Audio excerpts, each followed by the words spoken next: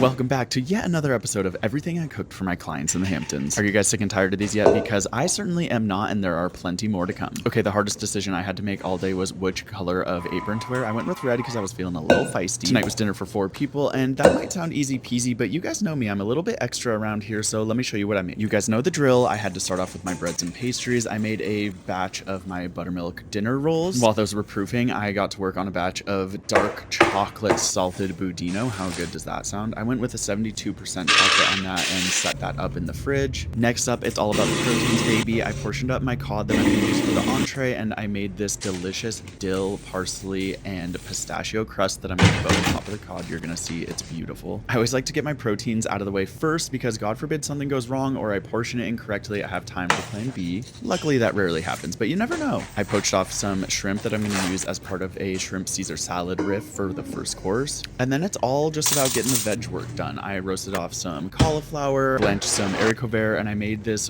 almond and red pepper sauce that I'm going to serve with that pistachio crusted cod. We are a clean as you go kitchen, so in between a lot of my tasks, I like to clean up my station, do dishes, you know the drill. Nobody tell Gordon Ramsay, but I did indeed grill my lettuce for the Caesar shrimp salad. I also made this insane crumble that's going to go on top of the Caesar salad. It's crispy Parmesan cheese, panko breadcrumbs, some herbs, and lemon zest. Okay, and that pistachio crust, I let it cool in the freezer for a bit, and then I portioned it up so it fit perfectly on top of those cod, and then I'm going to bake those up in a bit. After the grilled lettuce was chilled, I brushed it down with my homemade Caesar dressing and topped it off with lots of that crumbly deliciousness. And then I just kept it relatively simple, some marinated tomatoes and the light poached shrimp that I marinated in some lemon juice and olive oil. Serve that up with those buttermilk dinner rolls. I mean, do those not look like the best rolls you've ever seen in your entire life? And then it was all just about getting those finishing touches on everything. I like to hit the green beans with a little lemon, salt, and a touch of butter just to finish them. I do like to keep the entree plates in a warm oven just for a little bit to take the chill off of them and keep the food nice and hot. Here's a little look at the final dish. I thought it was so pretty.